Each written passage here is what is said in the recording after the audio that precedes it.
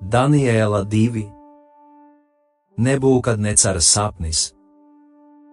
Un Nebukadnecara valdīšanas 2. gadā Nebukadnecars redzēja sapņus. No tām viņa gars iztrūcinājās, ka viņš no miega uzmodās.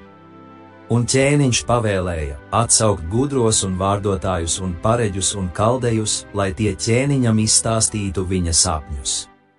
Un tie nāca un stāvēja ķēniņa priekšā. Un ķēniņš uz tiem sacīja: es esmu redzējis sapni, un mans gars ir iztrūcināts, un es gribu to sapni zināt. Tad kaldeji uz viņu sacīja kaldejiski, lai ķēniņš dzīvo mūžīgi. Saki saviem kalpiem sapni, tad mēs to izstāstīsim. Ķēniņš atbildēja un sacīja uz kaldejiem: mans vārds ir teikts, ja jūs man nedarīsiet zināmu sapni un kā viņš izstāstāms, tad jūs tiksiet sasisti gabalos, un jūsu namus darīs par mēslu čupu. Bet ja jūs man darīsiet zināmu sapni un kā tas izstāstāms, tad jūs dabūsiet dāvanas un mantas un lielu godu no manis, tādēļ darāt man zināmu sapni un kā tas izstāstāms. Tie atbildēja otru reizi un sacīja, lai ķēniņš saka saviem kalpiem sapni, tad mēs to izstāstīsim. Ķēniņš atbildēja un sacīja: tiešām, es nomanu, ka jūs tikai laiku gribat vilcināt, jo jūs redzat, ka mans vārds ir teikts. Bet ja jūs man sapni nesakāt, tad jums nāks tā nospriestā sodība, tāpēc, ka jūs esat apņēmušies manā priekšā runāt melus un nieku vārdus, tiekams laiks paiet. Tāpēc sakāt man sapni, tad es atzīšu, ka jūs arī varēsiet man to izstāstīt. Tie kaldeji ķēniņam atbildēja un sacīja: neviena cilvēka nav virs zemes, kas ķēniņam to lietu varētu sacīt, un nav bijis neviens liels un varens ķēniņš, kas tādu lietu būtu prasījis no kāda zīlnieka vai vārdotāja vai kaldeja. Jo šī lieta, ko ķēniņš prasa, ir par daudz grūta, un cita neviena nav, kas ķēniņam to var darīt zināmu, kā tie dievi vien, kas pie cilvēkiem nedzīvo. Par to ķēniņš palika dusmīgs un ļoti apskaitās un pavēlēja visus gudros Bābelē nokaut. Un pavēle izgāja gudros kaut, un arī Daniels un viņa biedri tapa meklēti, ka tos nokautu.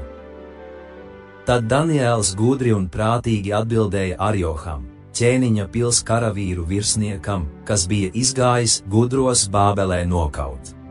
Viņš atbildēja un sacīja Arjoham, ķēniņa varenajam: kāpēc tāda briesmīga pavēle no ķēniņa? Tad Arjohs Danielim to lietu teica. Un Daniels gāja iekšā un lūdza ķēniņu, viņam laiku dot, ka ķēniņam izstāstīšanu varētu sacīt. Tad Daniels nogāja savā namā un to sacīja Hananijam, Mišaēlim un Azarijam, saviem biedriem, lai tie no debesu dieva žēlastību lūgtu par šo noslēpumu, ka Daniels un viņa biedri ar tiem vēl atlikušiem gudriem Bābelē netiktu nokauti. Tad Danielim nakts parādīšanā tas noslēpums tapa parādīts. Par to Daniels teica debesu dievu, un Daniels atbildēja un sacīja: slavēts lai ir Dieva vārds mūžīgi mūžam, jo viņam pieder gudrība un spēks. Jo viņš pārceļ laikus un sezonas, viņš noceļ ķēniņus un ieceļ ķēniņus, viņš gudriem dod gudrību un saprašanu prātīgiem. Viņš parāda dziļas un apslēptas lietas, viņš zina, kas ir tumsā, jo pie viņa mīt gaisma. Es tevi teicu un slavēju, manu tēvu Dievs, ka tu man gudrību un spēku esi devis, un man nu esi darījis zināmu, ko mēs no tevis esam lūguši, jo tu mums ķēniņa lietu esi darījis zināmu. Tad Daniels nogāja pie Arjoha, kam ķēniņš bija pavēlējis gudros Bābelē nokaut. Viņš nogāja un tā uz viņu sacīja: nenokauj gudros Bābelē, ved mani pie ķēniņa iekšā, jo es ķēniņam sapņa izstāstīšanu darīšu zināmu. Tad Arjohs teikšus ieveda Danieli iekšā pie ķēniņa un runāja tā uz viņu: es esmu atradis vienu vīru no atvestiem jūdiem, kas ķēniņam grib sacīt sapņa izstāstīšanu. Ķēniņš atbildēja un sacīja uz Danieli, ko sauca par Beltsacaru: vai tu spēji man sapni stāstīt, ko es esmu redzējis, un arī izstāstīt? Daniēls atbildēja ķēniņa priekšā un sacīja: noslēpumu, ko ķēniņš prasa, to gudrie, vārdotāji, zīlnieki un pareģi ķēniņam nevar sacīt. Bet ir viens Dievs debesīs, kas parāda noslēpumus, tas ķēniņam Nebukadnecaram dara zināmu, kas notiks pastarā laikā. Tavs sapnis un kas tavam prātam uz gultas rādījās, ir šis: tu, ķēniņ, uz gultas gulēdams, domāji, kas pēcgalā notiks, un tas, kas noslēpumus parāda, tev ir darījis zināmu, kas notiks. Man tad tas noslēpums ir parādīts ne caur manu gudrību, tā kā tā man būtu lielāka nekā citiem, kas dzīvo, bet tāpēc, ka ķēniņam tā izstāstīšana taptu zināma, un tu savas sirds domas dabūtu zināt. Tu, ķēniņ, skatījies, un redzi, bija liels tēls, šis tēls bija varens un viņa spožums bija brīnišķīgs, tas stāvēja tavā priekšā, un viņa izskats bija briesmīgs. Šī tēla galva bija no laba zelta, viņa krūtis un rokas no sudraba, viņa vēders un gurni bija no vara.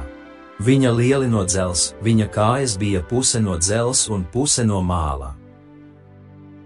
Šo tu redzēji, tiekams viens akmens taisījās vaļā bez rokām, tas sita tēlu pie viņa dzels un māla kājām, un tās satrieca.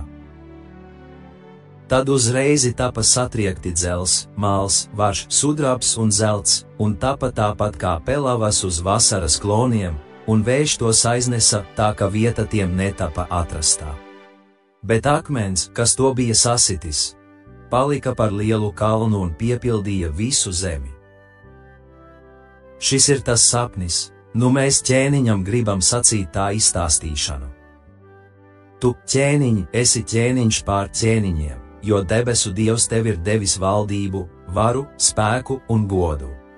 Un visur, kur cilvēki dzīvo, viņš lopus laukā un putnus apakš debes ir devis tavā rokā un tevi iecēlis par valdītāju pār to visu, tu esi tā zelta galva.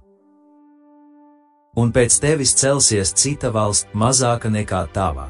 Pēc tās trešā valsts no vara, tā valdīs pār visu zemi. Un ceturtā valsts būs cieta kā dzels, jo itin kā dzels visu satriec un sadauza, tāpat kā dzels, kas sadauza, arī šī visas tās sadauzīs un satrieks. Un kad tu esi redzējis kājas un viņu pirkstus pusi no podnieka māla un pusi no dzels, tā būs dalīta valsts, taču tur no dzels stipruma būs iekšā. Tā kā tu esi redzējis dzelzi sajauktu ar podnieka māliem. Un kāju pirkstus pusi no dzels un pusi no māla, tā valsts būs uz pusi cieta un uz pusi gļēva. Un kā tu esi redzējis dzelzi sajauktu ar podnieka māliem, tie gan caur cilvēku sadzīvi sajauksies, bet viens pie otra nepielips, itin kā dzels nesajaucās ar māliem. Un šo ķēniņu laikā debesu Dievs uzcels valstību, kas mūžīgi netaps izpostīta, un šī valstība netaps atdota nevienai citai tautai, tā satrieks un iznīcinās visas valstis, bet pati viņa pastāvēs mūžīgi. Tāpēc tu esi redzējis, ka no kalna akmens bez rokām attaisījās vaļā, kas satrieca dzelzi, varu, mālu, sudrabu un zeltu. Lielais Dievs ķēniņam ir darījis zināmu, kas pēc šim notiks. Šis ir tiešām tas sapnis un tā izstāstīšana ir patiesīga. Tad ķēniņš Nebukadnecars nometās uz savu vaigu un pielūdza Danieli un pavēlēja, lai tam nes ēdamus un kvēpināmus upurus. Un ķēniņš atbildēja Danielim un sacīja: tas ir tiešām tiesa, ka jūsu Dievs ir Dievs pār visiem dieviem un kungs pār ķēniņiem, un parāda noslēpumus, tāpēc, ka tu šo noslēpumu varēsi izstāstīt. Tad ķēniņš Danieli paaugstināja un tam deva daudz lielas dāvanas un to iecēla par valdītāju pār visu Bābeles valsti un par virsnieku pār visiem Bābeles gudriem. Un Daniels lūdza ķēniņu, un tas iecēla Sadrhu, Mesahu un Abednegu par valdniekiem pār Bābeles valsti. Bet Daniels palika ķēniņa pilī.